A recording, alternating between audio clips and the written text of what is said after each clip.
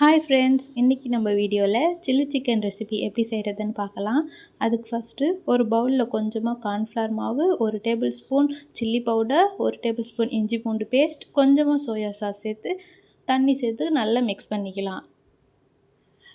இந்த அளவுக்கு நல்லா பிசைஞ்சதும் இது கூடவே நம்ம எடுத்து வச்சுருந்த சிக்கன் எல்லாம் ஆட் பண்ணிக்கலாம். இன்றைக்கி வந்து நான் 1/2 kg அளவுக்கு சிக்கன் ஆட் பண்ணியிருக்கேன்.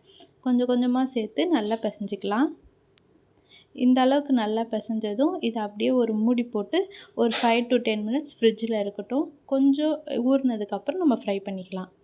இது கூடவே மசாலாவுக்கு தேவையான பொருள் 2 வெங்காயம் பெரிய சைஸில் எடுத்து சாப் பண்ணி வச்சுருக்கேன். அது கூடவே கொஞ்சமாக கொத்தமல்லி, பூண்டு, கேப்சிகம் வெட்டி வச்சுருக்கேன்.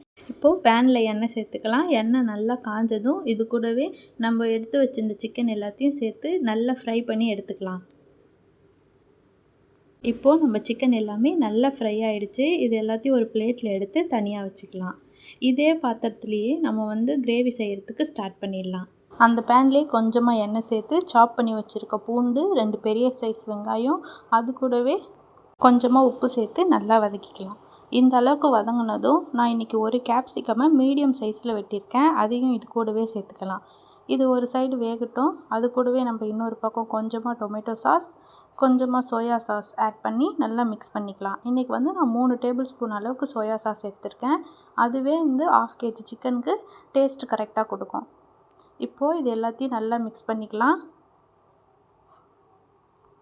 நம்ம கேப்சிகம் நல்லா வெந்ததும் அது கூடவே 1 டேபிள் ஸ்பூன் மிளகாத்தூள், கொஞ்சமாக இஞ்சி பூண்டு பேஸ்ட்டு சேர்த்து நல்லா மிக்ஸ் பண்ணிக்கலாம். இஞ்சி பூண்டு பேஸ்ட் பச்சை வாசனை போனதும் அது கூடவே கொஞ்சமாக நம்ம எடுத்து வச்சிருந்த சாஸ் எல்லாத்தையும் ஆட் பண்ணிக்கலாம். சாஸ் ஆட் பண்ணி ஒரு 2 minutes இருக்கட்டும். அதுக்கப்புறமா இன்னொரு தடவை நல்லா மிக்ஸ் பண்ணிவிட்டு இது கூடவே நம்ம எடுத்து வச்சிருந்த சிக்கன் எல்லாத்தையும் சேர்த்துக்கலாம். இதே மாதிரி எல்லா சிக்கனையும் நம்ம ஆட் பண்ணிட்டு நல்லா மிக்ஸ் பண்ணி விட்டுக்கலாம். நம்ம மசாலா வந்து இதில் நல்லா மிக்ஸ் ஆகணும். சாஸ் எல்லாம் கரெக்டாக இருக்கான்னு அதுக்கப்புறமா ஒரு தடவை செக் பண்ணிக்கோங்க. இந்த மாதிரி நல்லா கொஞ்சம் டீப் ஃப்ரை ஆனதுக்கப்புறம் கூடவே கொத்தமல்லியும் சேர்த்து நம்ம ஆஃப் பண்ணிடலாம். உங்களுக்கு வேணுன்றவங்க வெங்காயத்தாள் கூட யூஸ் பண்ணிக்கலாம்.